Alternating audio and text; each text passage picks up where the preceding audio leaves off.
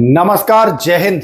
तो चलिए, बिहार दरोगा का टेस्ट सीरीज हम लोग जो बीच में पॉज किए थे फिर से हम शुरू कर ही चुके हैं, आप लोग को पता होगा ही। और ये जो है वो 58वां है वीडियो। ये कौन सा वीडियो है? वीडियो नंबर 58वां है। पिछले वीडियो में मैंने भूल बस 59वां बोला था, लेकिन ये वीडियो है 58वां। एक चीज मैं क्लियर कर दूं कि जिनको भी पीडीएफ चाहिए, पीडीएफ के लिए एक अलग ग्रुप बन चुका है। उसके लिए आप जो अपना पहले वाला टेलीग्राम का ग्रुप है वहां जाइएगा, वहां क्यूआर कोड है। आपको पीडीएफ के लिए जो पेबल अमाउंट है वो पे करना है। उसके बाद वहां बता दिया गया है कि आपको कैसे पीडीएफ मिलेगा ग्रुप के माध्यम से। तो आप जाकर के एक बार विजिट कर लीजिएगा, है ना। चलिए, जो 50 प्रश्न होंगे आज एकदम धमाकेदार होंगे और बिहार दरोगा के एग्जाम के पैटर्न पर आधारित होंगे। इसमें सारे सब्जेक्ट होंगे, करंट अफेयर भी इसमें होगा, है ना। अच्छा, कुछ लोग कह रहे हैं कि सर ये इकोनॉमिक्स, तो देखिए इकोनॉमिक्स के लिए मैं आपको लगभग 500 से 600 प्रश्नों का क्लास मैं करा दूंगा। उतने से आपका जो 5-6 प्रश्न आता है वो कवर हो जाएगा। 500 से 600 क्वेश्चन का मैं आपको रिवीजन करा दूंगा, तो टेंशन बिल्कुल ही मत लीजिए। इकोनॉमिक्स का भी मैं आपको सब कुछ करा दूंगा। तो आइए शुरू करते हैं। सौर भट्टी में प्रयुक्त होता है, सौर भट्टी में कौन सा प्रयुक्त होता है भाई? 4 ऑप्शन है: समतल दर्पण, अवतल दर्पण, उत्तल दर्पण या अवतल लेंस। तो सौर भट्टी जो होता है इसमें अवतल क्या होता है? अवतल दर्पण प्रयुक्त होता है। देखिए, अवतल दर्पण का और भी प्रयोग जान लीजिए।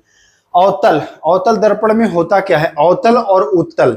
उत्तल दर्पण में, उत्तल जो दर्पण होता है इसमें चीजें आपको छोटी दिखाई देंगी, इसमें चीजें आपको छोटी दिखाई देंगी। इसके लिए आप प्रयोग करेंगे, जैसे गाड़ी के जो साइड मिरर होता है उसमें आप इसका प्रयोग कर सकते हैं। क्यों? क्योंकि चीजें छोटी छोटी दिखाई देंगी तो पीछे की सारी गाड़ियां आपको दिख जाएंगी, छोटी छोटी दिखाई देंगी, है ना। तो गाड़ी में अगर पूछता है कि कौन सा दर्पण, तो बताते हैं उत्तल। वहीं की अगर गाड़ी के हेडलाइट में, जो गाड़ी का हेडलाइट होता है उसके हेडलाइट या अग्रदीप में, है ना, ये भी प्रश्न पूछता है कि गाड़ी के जो अग्रदीप होता है उसमें, तो उसमें होता है अवतल दर्पण। अच्छा, समतल नहीं होता, उसमें उत्तल होता है। यहां पर लिख दिया हूं मैं। गाड़ी में होता है, गाड़ी के साइड मिरर में उत्तल दर्पण, और जो हेडलाइट होता है उसमें अवतल दर्पण। दाढ़ी बनाने के लिए भी अवतल दर्पण। तो यहां से प्रश्न पूछता है कि भैया जो हम लोग शेविंग करते हैं, शेविंग मिरर, तो दाढ़ी बनाने वाला, है ना, उसमें कौन सा दर्पण का प्रयोग करते हैं? तो अवतल का प्रयोग करते हैं। अवतल का प्रयोग जान लीजिए। सोलर भट्टी में, गाड़ी के अग्रदीप में यानी हेडलाइट्स में दाढ़ी बनाने में प्रयोग करते हैं। उत्तल दर्पण का आपको बता दिया हूं कि उत्तल दर्पण जो होता है वह गाड़ी के साइड मिरर, लुकिंग ग्लास, है ना, इसमें प्रयोग होता है। चलिए आइए अगला सवाल। सौर मंडल का सबसे चमकदार ग्रह, brightest planet in solar system, सबसे चमकीला ग्रह जिसको सांझ का तारा, भोर का तारा भी कहते हैं, और कौन है वो? तो वो है भैया शुक्र, यानी कि वीनस। जरा सा आपको मैं बताना चाहूंगा, ध्यान दीजिएगा। जैसे ये मान के चलिए कि सूर्य है, समझिएगा, यहां से प्रश्न आता है एग्जाम में। सूर्य है तो पूछता है कि सूर्य के सबसे निकट का ग्रह, तो सबसे पहला जो ग्रह होता है वो होता है बुध, है ना। फिर आता है शुक्र, फिर आता है पृथ्वी, फिर आता है मंगल, है ना। 4 याद रखिए: बुध, शुक्र, पृथ्वी, मंगल। इसको आप बुसुप्रीम याद कर सकते हैं, बुसुप्रीम। ये 4 हो जाते हैं। फिर बीच में थोड़ा सा गैप आता है, इसमें आपको क्षुद्र ग्रह मिलते हैं, मंगल, और इधर से शुरू होता है बृहस्पति, शनि, अरुण और वरुण। यही सीक्वेंस है: बुध, शुक्र, पृथ्वी, मंगल, बृहस्पति, शनि, अरुण और वरुण। सबसे नजदीक का ग्रह बुध, सबसे दूर का ग्रह वरुण। अब पूछता है कि भाई क्षुद्र ग्रह जो होते हैं वो कहां होते हैं? तो देखिए, क्षुद्र ग्रह यही मंगल और बृहस्पति के बीच में, ये है जो क्षुद्र ग्रह होता है यहां पर, है ना। पूछे कि भैया पृथ्वी का स्थान कैवा है सूर्य से? तो पहला, दूसरा, तीसरा, है ना। पृथ्वी का स्थान या फिर पूछे बृहस्पति का स्थान जो सबसे बड़ा ग्रह है उसका, तो यह है 5वां नंबर। तो ये वाला आप चीज याद कर लीजिएगा। पूछता है पृथ्वी है 3रे नंबर पर सूर्य से, है ना। अरुण है आपका 7वें नंबर पर, वरुण है आपका 8वें नंबर पर, है ना। शुक्र है आपका दूसरे नंबर पर। तो ये सारी चीजें आपको कम से कम याद रखना है, एग्जाम में आता है भाई। चलो आ जाओ अति सूक्ष्म वस्तुओं को देखने के लिए, अति सूक्ष्म एकदम माइक्रो, तो माइक्रोस्कोप से आप अति सूक्ष्म वस्तुओं को देख लोगे, अति सूक्ष्म वस्तुओं को माइक्रोस्कोप। स्टेथोस्कोप क्या होता है?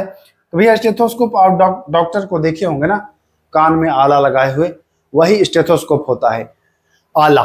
एक होता है स्फिग्मोमैनोमीटर जिससे ब्लड प्रेशर मापा जाता है। तो ये भी पूछता है कि भाई ब्लड प्रेशर मापने वाला यंत्र, तो बताएंगे स्फिग्मोमैनोमीटर, है ना। एक होता है पायरोमीटर जो उच्च ताप मापा जाता है, जैसे आपसे कोई क्या है कि भाई सूर्य का ताप मापना है तो पायरोमीटर का आप उपयोग करेंगे। तो ये सारी चीजें आपको कम से कम याद रखना है। चलिए आइए अगले सवाल पर आते हैं।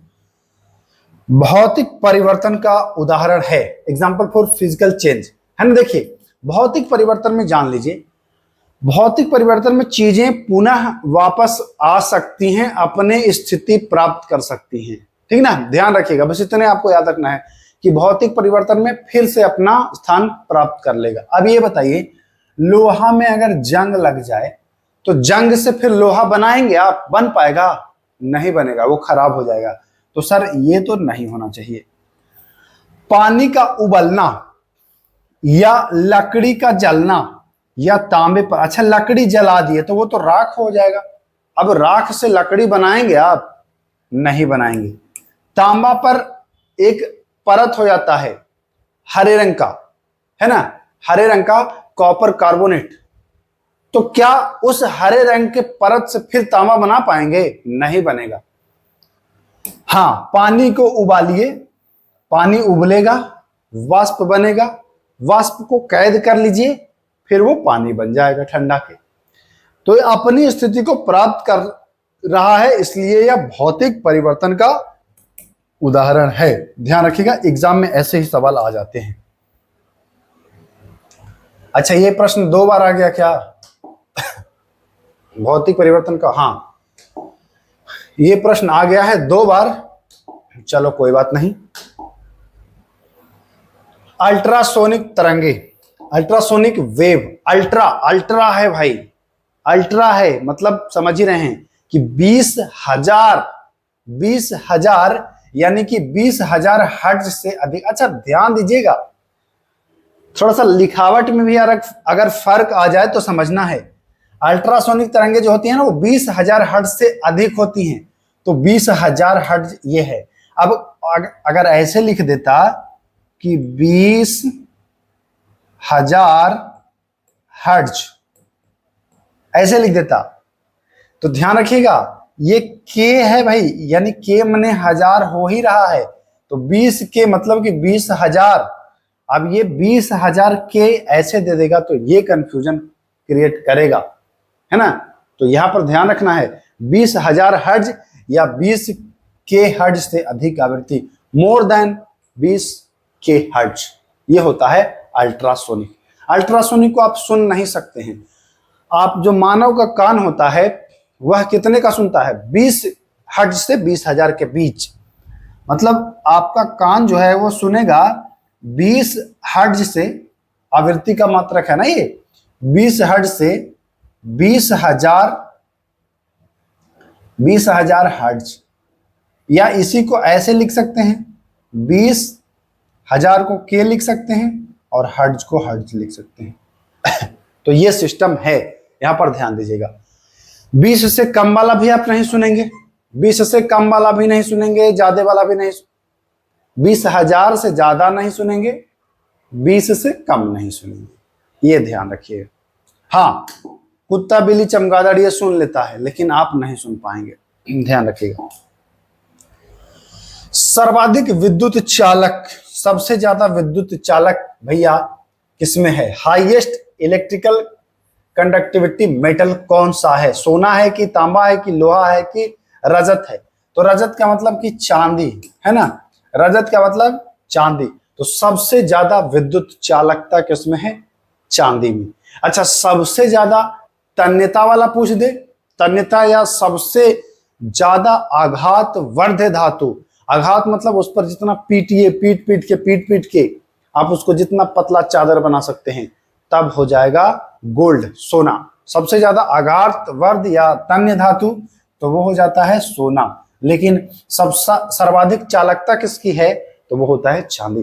अच्छा एक चीज ध्यान दीजिएगा, केवल जो क्वेश्चंस लिखे हैं इसी पर ही फोकस नहीं करना है, जो एक्स्ट्रा आपको बता रहे हैं उसको भी नोट करो, वहां से भी प्रश्न एग्जाम में आपका छपेगा। चलिए आइए, वायुमंडल में सर्वाधिक पाई जाने वाली गैस कौन सी है ना, ध्यान दीजिए, वायुमंडल की बात कर रहा है।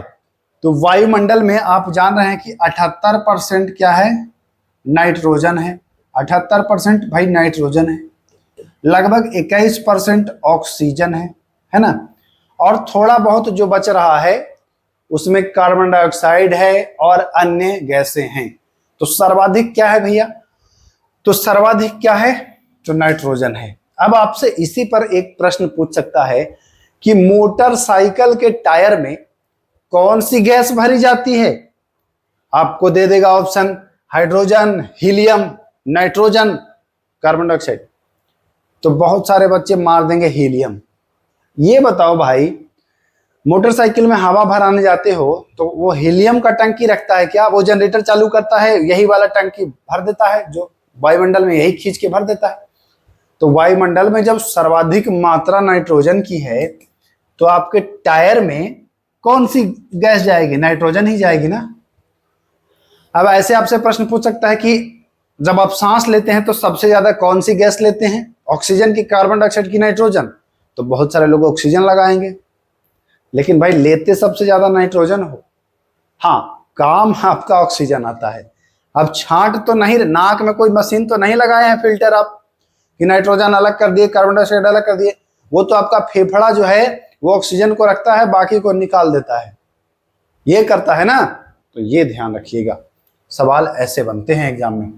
चलिए, अल्कोहल को कार्बोक्सिलिक अम्ल में बदला जा सकता है, तो यह ऑक्सीकरण के द्वारा बदला जा सकता है, ऑक्सीडेशन के द्वारा बदला जा सकता है। ध्यान रखिएगा कैसे, ऑक्सीकरण के द्वारा बदला जा सकता है, ऑक्सीडेशन के द्वारा बदला जा सकता है। नाभिकीय रिएक्टर में प्रयुक्त तत्व, नाभिकीय रिएक्टर में प्रयुक्त तत्व जो है वो यूरेनियम है, यूरेनियम, ध्यान रखिएगा। यहां से प्रश्न आता है कि नाभिकीय रिएक्टर में मंदक के रूप में काम करता है, मंदक। तो मंदक के रूप में काम करे, अगर पूछे भाई, देखो पूछा है बिहार दरोगा में ये प्रश्न, मंदक के रूप में काम करता है, तो मंदक के रूप में D2O काम करता है, D2O, भारी जल, है ना। मंदक के रूप में क्या काम करता है, भारी जल, भारी जल काम करता है मंदक के रूप में। तो ये भी आपको ध्यान देना है। क्लियर है, क्लियर है। चलिए, सर्वश्रेष्ठ अग्निशामक, बेस्ट फायर एक्सटिंग्विशर, है ना, सबसे मतलब बढ़िया अग्निशामक, आग बुझाने में सबसे बढ़िया कौन है भाई, तो सबसे बढ़िया आपका मिल जाएगा कार्बन डाइऑक्साइड, CO2। देखिए आग क्यों जलता है जानते हैं, जैसे आग जलने के लिए एक तो सामग्री की जरूरत होगी, जैसे कागज में आग जलाना है तो एक तो कागज की जरूरत होगी, फिर उसके बाद आग लगाने वाला जो पदार्थ है जैसे आप माचिस रखेंगे उसकी जरूरत होगी, और तीसरा जो है ऑक्सीजन की जरूरत होगी। अगर इनमें से तीनों में से कोई एक चीज आप हटा देंगे तो आग नहीं लगेगा। अब मान के चलिए कि ये माचिस का जो ये तिल्ली है, ये वाला माचिस का जो तिल्ली है, ये वाला, इसको आप हटा दिए आग लगा करके, आग इसमें मान के चलिए कि ठीक है जल रहा है आग, अब क्या किया, इसको हटा दिए। ऑक्सीजन को रोकने के लिए आप अगर कार्बन डाइऑक्साइड का इस पर छिड़काव करते हो ऐसे इस पर, तो भैया ऑक्सीजन कट जाएगा, ऑक्सीजन कट जाएगा तो आग बुझ जाता है ना। तो यही होता है, कार्बन डाइऑक्साइड उस पर एकदम पूरा लपेट देता है, ऑक्सीजन से कनेक्शन काट देता है। सबसे बढ़िया अग्निशामक के रूप में आता है कौन, कार्बन डाइऑक्साइड। बंकमिस्टर फ्लोरीन या फ्लोरीन है कार्बन परमाणु, ये भी कार्बन का एक अपरूप ही आता है, बंकमिस्टर फ्लोरीन। इसकी संरचना फुटबॉल जैसी होती है। ये भी पूछता है कि बंकमिस्टर, यहां पर मैं लिख देता हूं, बंकमिस्टर फ्लोरीन जिसकी रचना फुटबॉल जैसी होती है, इसका होता है C16, है ना, C60। C60 bunk mister fluorine, ये भी कार्बन का एक अपरूप है, ध्यान रखिएगा C60। चलिए आइए, अधिक ऊंचाई पर क्वथनांक, क्वथनांक मतलब बॉइलिंग पॉइंट। आप पहाड़ पर जाइए तो पहाड़ पर खाना बनने में समय लगता है, क्यों? क्योंकि जो बॉइलिंग पॉइंट है, जैसे पानी 100 डिग्री पर उबलता है ना, 100 डिग्री पर उबलता है पानी। अब पहाड़ पर जाइए तो 100 से पहले ही उबल जाएगा। अब भाई आलू या चावल को पकने के लिए 100 डिग्री पर 5 मिनट तपना था, अब पहले ही उबल गया, वो 80 में उबल गया। अब आप 5 मिनट में सोचेंगे कि बन जाए, तो कैसे बनेगा? 100 पर 5 मिनट लेता था ना, अब आपका 80 पर उबल रहा है और 80 पर 5 मिनट आप रखेंगे तो नहीं उबल पाएगा, नहीं बन पाएगा। यानी कि बॉइलिंग पॉइंट कम जाता है, उबलने का जो बिंदु है 100 की अपेक्षा नीचे आ जाती है, तो बॉइलिंग पॉइंट क्या होता है? घट जाता है, जिससे क्या होता है भैया? खाना लेट बनता है। क्यों? क्योंकि ऊपर वायु दाब, वायुमंडल का जो प्रेशर है वह कम है। जब वायुमंडलीय दाब कमता है, वायुमंडलीय दाब कमता है तो क्वथनांक, बॉइलिंग पॉइंट भी क्या होता है? कम जाता है। ठीक ना, ध्यान रखिएगा। चलिए आगे चलें। आइए, कोशिका का अंग जो जीवाणुओं को नष्ट करता है, कोशिका का वह अंग जो जीवाणुओं को नष्ट करता है, यह है लाइसोसोम, है ना। इसको आत्महत्या की थैली भी कहते हैं, लाइसोसोम को आत्महत्या की थैली भी कहते हैं। अच्छा, लाइसोसोम की खोज किसने किया था? तो खोज डी दुबे ने किया था, है ना। इसको आत्महत्या की थैली भी कहते हैं, लाइसोसोम को, ध्यान रखिएगा। एक आता है गाल्जी बाडी, गाल्जी बाडी की खोज कैमिलो गाल्जी, इटली के वैज्ञानिक कैमिलो गाल्जी ने किया था। राइबोसोम, ये प्रोटीन का संश्लेषण करता है, पूछता है राइबोसोम का कार्य, तो प्रोटीन संश्लेषण में सहायक होता है। इसका खोज करता ई पेलोड, है ना ध्यान रखेंगे, ने किया था। तो यहां तक आपको ध्यान रखने हैं। चलिए आइए, शरीर में अगर लोहे की कमी हो जाती है, डेफिशिएंसी ऑफ आयरन, मतलब लोहे की अगर कमी हो शरीर में, आयरन की कमी हो, तो कौन सा रोग होता है? तो होता है रक्त अल्पता, यानी उसको ही कहते हैं एनीमिया, एनीमिया कहते हैं। अच्छा, स्कर्वी विटामिन सी की कमी से होता है ना। स्किन डिजीज नहीं होता है, हड्डियों का दुर्बल होना भी नहीं होता है। क्या हो जाता है भैया? अच्छा, हड्डियां कमजोर वाला विटामिन डी की कमी से आपका होता है ना। और सी, स्कर्वी आप जान ही गए, मसूड़ा, त्वचा फटना, मसूड़ा, सूजन, ये सब। एनीमिया, रक्त अल्पता जो है यह लोहे की कमी से होता है, तो ये ध्यान रखिएगा। आइए, मानव शरीर का तापमान, नॉर्मल बॉडी का टेम्परेचर 37 डिग्री सेल्सियस, है ना। लेकिन यहां पर अगर फ़ारेनहाइट में पूछे तो 98.6 डिग्री फ़ारेनहाइट हो जाएगा। ठीक, ध्यान रखिएगा, सेल्सियस में तो 37 और फ़ारेनहाइट में तो 98.6। क्लियर है? क्लियर है। आइए, मानव शरीर का वह अंग जिसमें उपकला कोशिकाएं पाई जाती हैं। देखिए, मानव शरीर के सभी अंगों में लगभग उपकला कोशिकाएं पाई जाती हैं, सभी में पाई जाती हैं, बाल में, नाक में, फेफड़ा में, सभी में हो जाएगा, तो ध्यान रखिएगा। चलिए, आंत्रशोथ रोग, आंत्रशोथ रोग प्रभावित करता है, तो यह आंत्र है तो आंत्र को ही प्रभावित करेगा, और खास करिए छोटी आंत को करता है प्रभावित, स्मॉल इंटेस्टाइन को करता है प्रभावित। चलिए आइए, तो ध्यान दीजिएगा, निम्नलिखित कथनों में से कौन सा कथन गलत है? गलत कथन छांटना है भैया, ध्यान रखिए। हड़प्पा का उत्खनन वर्ष 1921 में किया गया था, सही है क्या? हड़प्पा की खोज दयाराम साहनी ने वर्ष 1921 में किया, चलो ठीक है। वर्तमान में हड़प्पा पाकिस्तान में है, ठीक है। जब खोज हुआ था तो भारत में था, अब पाकिस्तान में है। हड़प्पा ब्यास नदी के किनारे नहीं, हड़प्पा रावी नदी के किनारे है। हड़प्पा कहाँ? रावी नदी के किनारे है। तो गलत कथन कौन सा है? तो गलत कथन सी है, तो आपका ये सी राइट आंसर हो जाएगा, ध्यान रखिएगा। मोहनजोदड़ो किस नदी के किनारे है? मोहनजोदड़ो, मोहनजोदड़ो भी पाकिस्तान में ही है, और यह सिंध नदी के किनारे है। मोहनजोदड़ो सिंध नदी के किनारे और पाकिस्तान में है। क्लियर? क्लियर है। निम्न में से कौन सी नदी सप्त सिंधु में सम्मिलित नहीं थी? सप्त सिंधु में, सप्त सिंधु में 7 नदियां थी, नाम याद रखिए। सिंधु, झेलम, चिनाब, राबी, ब्यास, सतलज, सरस्वती। याद हुआ? सिंधु, देखिए, सिंधु, झेलम, चिनाब, राबी, ब्यास, सतलज, सरस्वती, है ना? 3 और 4 7। लेकिन यहां साबरमती है। साबरमती के संत तूने कर दिया कमाल, अहमदाबाद गुजरात, ये नहीं है ना, तो क्या हो जाएगा? साबरमती शामिल नहीं है, ध्यान रखिएगा, सप्त सिंधु प्रदेश में। चलिए, चंद्रगुप्त मौर्य ने सेल्यूकस निकेटर को बख्शीश के रूप में क्या दिया था? तो देखिए, इन दोनों के बीच युद्ध हुआ था। चंद्रगुप्त मौर्य और सेल्यूकस निकेटर के बीच एक युद्ध हुआ था। कौन सा युद्ध हुआ था? याद है? हाइडेस्पिज युद्ध, है ना? किस नदी के किनारे? तो झेलम नदी के किनारे हुआ था। ध्यान रखिएगा, झेलम नदी के किनारे एक युद्ध हुआ था चंद्रगुप्त मौर्य और सेल्यूकस निकेटर का, जिसमें सेल्यूकस निकेटर हार जाता है और हारने के बाद वह अपनी बेटी की शादी, हेलेना की शादी जो है वह चंद्रगुप्त मौर्य से कर देता है।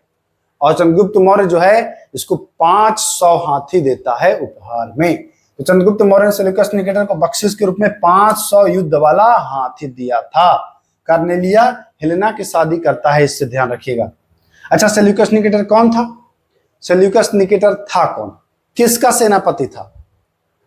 किसका सेनापति था सेल्यूकस निकेटर? है कुछ याद? कमेंट करिएगा, किसका भाई था? आ जाइए। हाँ, विजयनगर, विजयनगर ने अजमेर की 2.5 दिन का झोपड़ा नामक मस्जिद के पहले किसका निर्माण किया था? ये पता नहीं क्या, यहां चलिए छोड़िए। अजमेर के 2.5 दिन का झोपड़ा जो है नामक मस्जिद के पहले किसका निर्माण किया था? कह रहा है अजमेर में जो 2.5 दिन का झोपड़ा है, इससे पहले वो क्या था 2.5 दिन का झोपड़ा?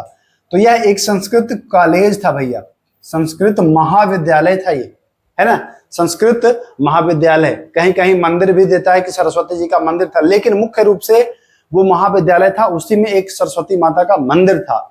तो ये जो 2.5 दिन का झोपड़ा था अजमेर वाला, यह एक महाविद्यालय कॉलेज था। क्लियर? क्लियर।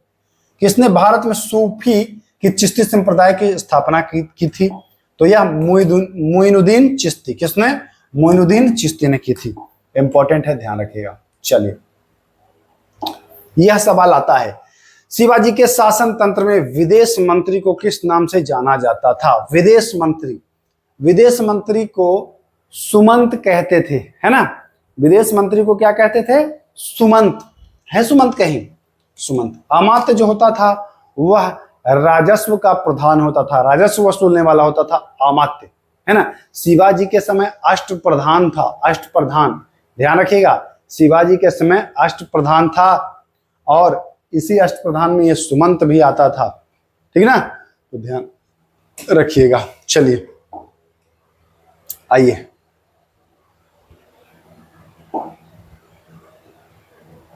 किसकी सहायता से हैदर अली ने डिंडीगुल में एक आधुनिक शस्त्रागार की स्थापना की थी? किसकी सहायता से भैया? तो यह घटना है 1755 की, इस भी याद में रख लीजिएगा, इस भी पूछ देता है भाई। ये घटना है 1755 की, जब फ्रेंच विशेषज्ञों के सहयोग से इसने डिंडीगुल में आधुनिक शस्त्रागार की स्थापना करी थी। कौन? हैदर अली, टीपू सुल्तान के पिताश्री, ठीक ना? आइए, चलिए, पुर्तगालियों की प्रथम फैक्ट्री भारत में कहां स्थापित हुई? तो पुर्तगालियों की प्रथम फैक्ट्री देखिए, सूरत, गोवा, कालीकट, चंद्रनगर। तो पुर्तगालियों की जो पहली फैक्ट्री थी वह कोचीन में 1503 में, ध्यान रखिएगा, 1503 में कोचीन में, है ना? कोचीन में इसकी पहली फैक्ट्री स्थापित हुई। दूसरी जो होती है वह 1505 में होती है। तो पहली ध्यान रखना है 1503। इससे पहले पुर्तगाली से संबंधित 2-3 बातें जान लीजिए। पुर्तगाली जो व्यापारी था, सबसे पहले वास्को डी गामा आया, 1498 में आया, है ना। और दूसरी बार वो 1502 में आता है। Vasco da Gama Cape of Good Hope मार्ग से आता है। वास्को डी गामा का पथ प्रदर्शक अब्दुल मनीद होता है। वास्को डी गामा का स्वागत जमोरिन करता है कालीकट बंदरगाह पर, है ना। तो यहां राइट आंसर क्या हो जाएगा? कोचीन तो ऑप्शन में नहीं है ना, कहीं कर लीजिए, कोचीन कर लीजिए, ध्यान रखिएगा, ठीक। चलिए आगे चलें। आइए, स्थायी बंदोबस्त।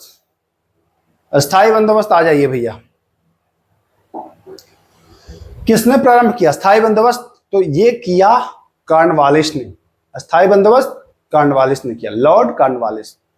और कहां गया? हाँ, इसमें 3 चीज आपको मिलेगा, इस पर मैं आपको अलग से वीडियो उपलब्ध करा दूंगा।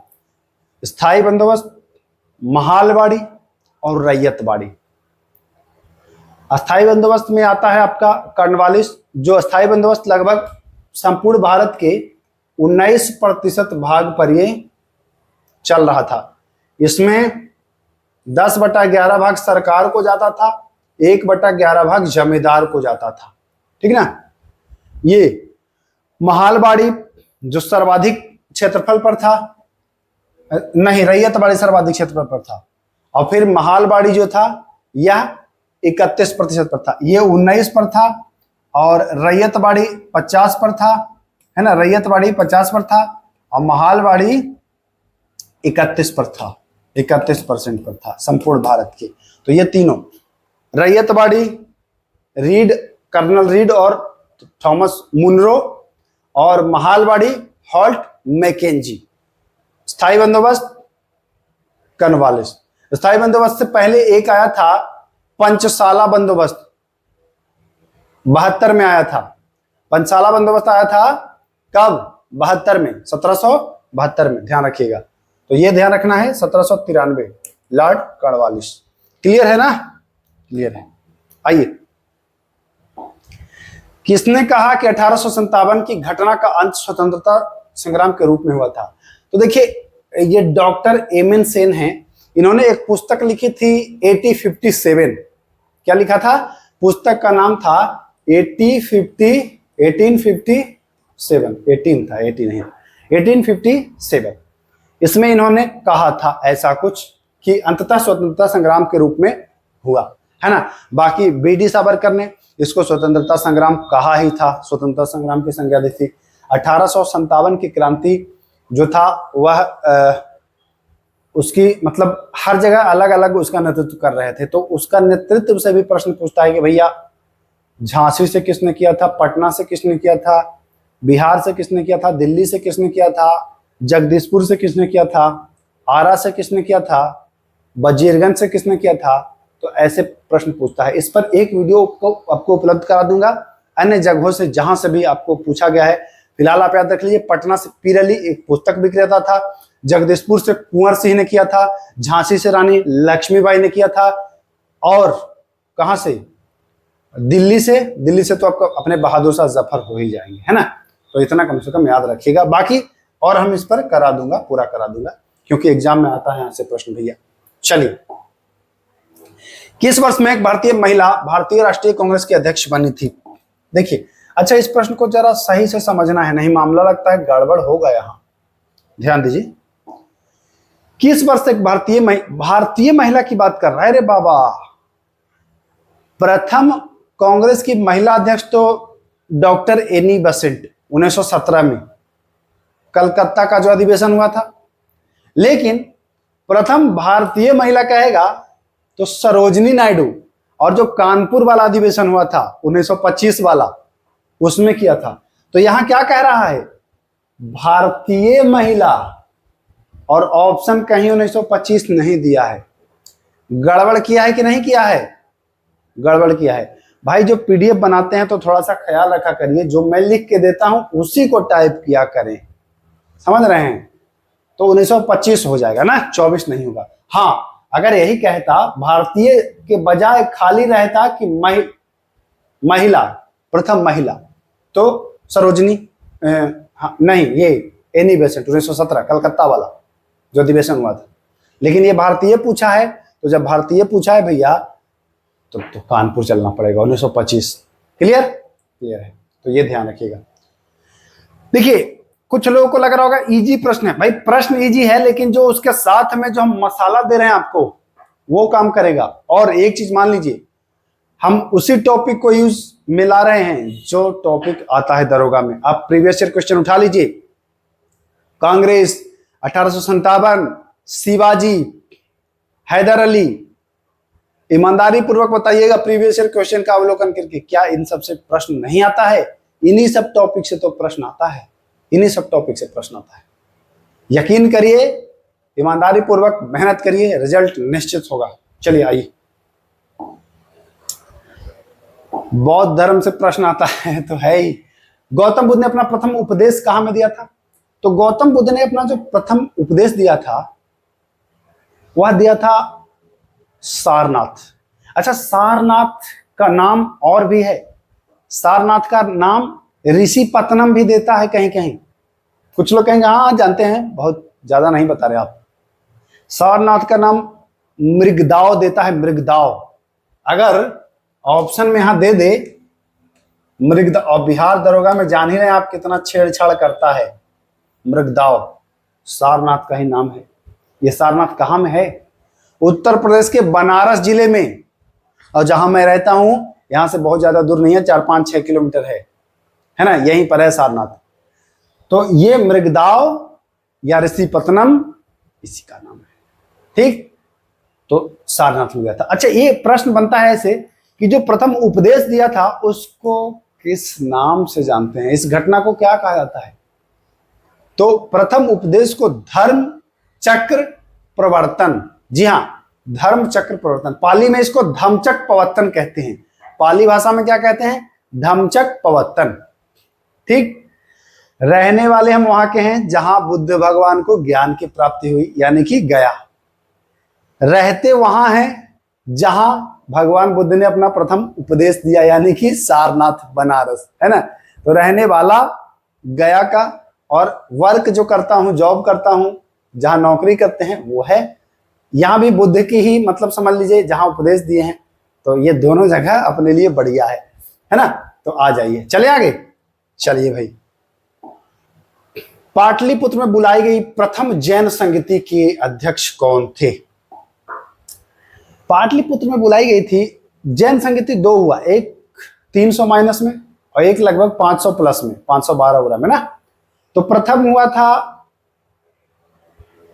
स्थूलभद्र की अध्यक्षता में, प्रथम हुआ था पाटलिपुत्रा में स्थूलभद्र की अध्यक्षता में, और दूसरा बल्लभी गुजरात में क्षमा श्रवण की अध्यक्षता में 512 ईस्वी में लगभग, है ना। तो दोनों आपको याद रखना है। जैन धर्म की बात आई है तो जैन धर्म में कुल 24 तीर्थंकर हुए, जिसमें सबसे आखिरी 24वां महावीर, इनका प्रतीक चिन्ह सिंह है। पहले ऋषभदेव, ऋषभदेव का प्रतीक चिन्ह सांड, सब तो जानते हैं। चलें आगे।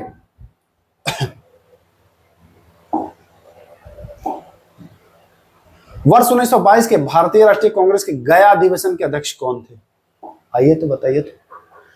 अच्छा, बिहार में कांग्रेस का कितना अधिवेशन हुआ था, जरा ये कमेंट करिए। बिहार में कांग्रेस का कुल कितना अधिवेशन हुआ था? 2, 3 की 1? कुछ लोग 1, कुछ लोग 2 और कुछ लोग 3। सही किसका होगा? तो जिसका 3 होगा। लोग सामान्यतः 2 जानते हैं। देखिए, गया में जो हुआ था वो सीआर दास यानी कि चितरंजन दास। पटना में जो हुआ था 1912 में बांकीपुर पटना, श्री आर्यन माधोलकर, याद है। और एक हुआ था जो अब झारखंड में चला गया है 1940 में।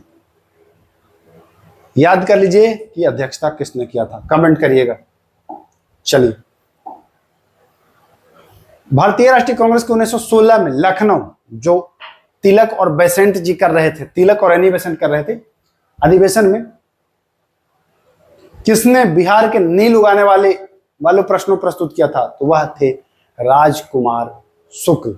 अच्छा, 1916 में तिलक बसंत अध्यक्षता नहीं कर रहे थे, होम रूल लीग खोला था उन्होंने, होम रूल लीग की स्थापना की थी तिलक और बेसेंट ने, ये ध्यान रखिए, कंफ्यूजन नहीं, यहां राजकुमार शुक्ल हो जाएगा राइट आंसर।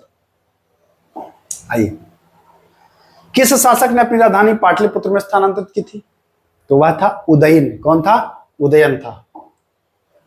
और डिटेल में अगर जा सकते हैं इसको, लेकिन बहुत लंबा वीडियो हो रहा है ना, चीजों को देखना भी। आइए, बिहार के किसानों ने किस आंदोलन में चौकीदारी कर देने से इनकार कर दिया था? तो वह आंदोलन था सविनय अवज्ञा आंदोलन। वह कौन था? सविनय अवज्ञा आंदोलन।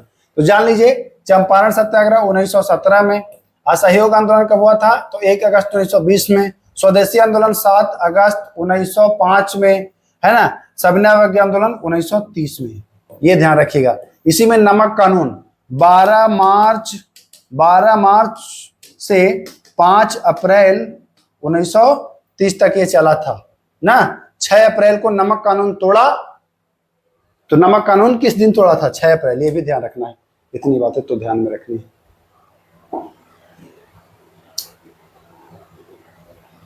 इसमें मुझे लगता है कि 3-4 ही सब्जेक्ट ऐड करना भूल गए हैं लोग, पॉलिटी तो इसमें रखे ही नहीं है। हालांकि कोई बात नहीं, आपको नेक्स्ट वीडियो में मिल जाएगा। परेशान बिल्कुल मत होइए, परेशान ना होइए कि वो नहीं कराए वो नहीं कराए। आप जब हमसे जुड़ गए हैं ना, तो हम सब करा देंगे, सब करा देंगे, सब करा देंगे। पॉलिटी छूटने देंगे? पॉलिटी तो फेवरेट है हमारा, एक सिंगल क्वेश्चन नहीं पॉलिटी का छूटने देंगे भाई, याद रखिएगा। पॉलिटी इतनी मजबूत करा देंगे, इतनी मजबूत करा देंगे, 10-15 क्लास ऐसा भयंकर देंगे पॉलिटी का, याद करेंगे अभी। निम्न में से सबसे ऊंचा पर्वत श्रृंखला कौन है? सबसे ऊंचा तो हिमालय जो है, यह लगभग 8850 मीटर है। आल्प्स लगभग 4801 मीटर है। रॉकी लगभग 4400 ऐसे है, 4400 के आसपास है, थोड़ा कम बेसी हो सकता है। ये है 7800 के आसपास है ना। तो सबसे ऊंचा हो गया ना हिमालय। हिमालय एशिया में है, आल्प्स यूरोप में है, रॉकी उत्तरी अमेरिका में है, नॉर्थ अमेरिका में है। हिंदू कुछ जान ही रहे हैं आप, अपना पड़ोसी, है ना। तो ये तो आंसर हो जाएगा हिमालय। क्राल एक प्रकार की निर्मित संरचना है। क्राल है क्या भाई? तो क्राल एक दक्षिण अफ्रीका में संरचना पाई जाती है। ये मवेशियों को रखने के लिए बनाया जाता है। क्राल अंडाकार होता है, ये अंडाकार होता है, इसको क्राल कहते हैं। बहुत इंपॉर्टेंट है, मोस्ट इंपॉर्टेंट है, पूछेगा। क्राल तो दक्षिणी अफ्रीका में एक संरचना है मवेशियों के लिए। चलिए आइए, कौन से वैश्विक सम्मेलन ग्रीन हाउस गैस उत्सर्जन में कमी के लिए समझौता हुआ था? पहला कदम पूछ रहा है, ध्यान रखिएगा, पहला कदम। वैसे ग्रीन हाउस से तो संबंधित है क्योटो प्रोटोकॉल, लेकिन मॉन्ट्रियल में भी इसकी बात करी गई थी। 1987 में जो हुआ था मॉन्ट्रियल प्रोटोकॉल, इसमें भी बात किया गया था इसके बारे में। तो पहला कदम हो जाएगा मॉन्ट्रियल प्रोटोकॉल, है ना।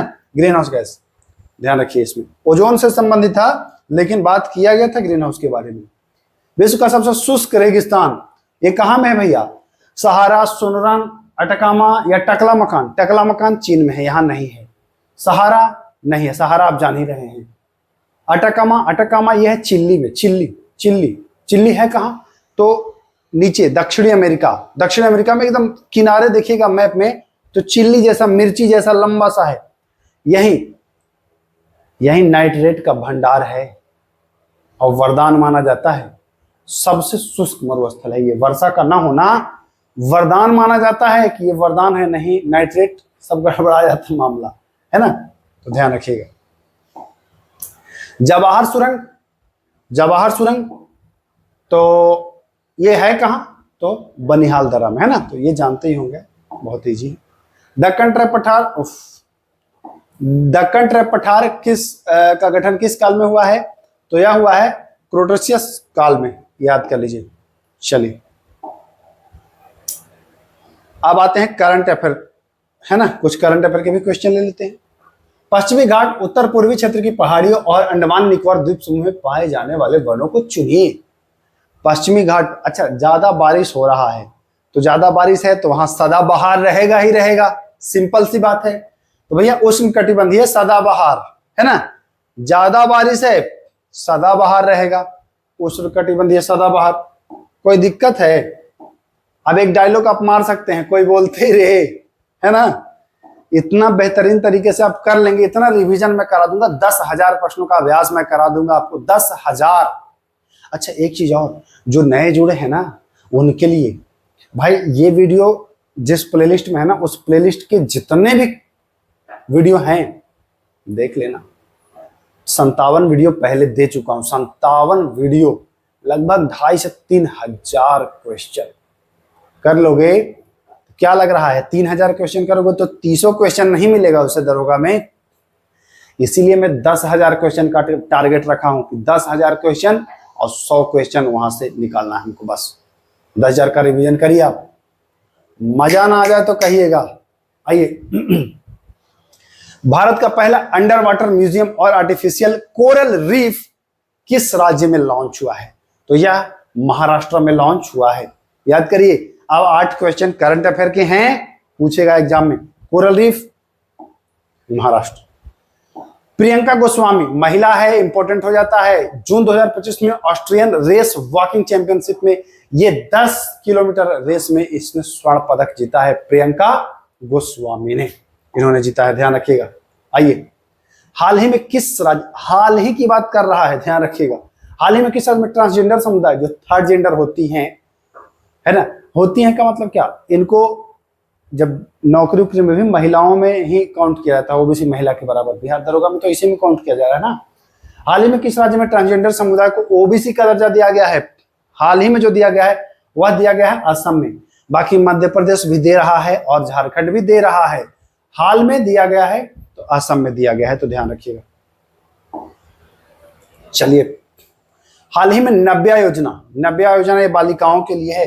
बालिकाओं को स्वनिर्मित ट्रेंड करने के लिए उनको बनाया जा रहा है। तो नव्या योजना कौशल विकास योजना के अंतर्गत ये किया गया है, ध्यान रखिएगा। खेलो इंडिया यूनिवर्सिटी गेम 2025 कहां में? राजस्थान की राजधानी जयपुर में। क्लियर? आइए, हम लोग अपने चरम सीमा पर पहुंचने वाले हैं। 23 जून 2025 को अंतर्राष्ट्रीय ओलंपिक समिति की पहली महिला अध्यक्ष। अच्छा, मैं बार बार कहता हूं कि जब महिला से संबंधित प्रश्न आए तो उसको वरीयता दीजिएगा और आप उसको हल्के में मत लीजिएगा। महिला संबंधित है तो ये है कृति केवेंट्री। कृति केवेंट्री एक तैराक थी। क्या थी? तैराक।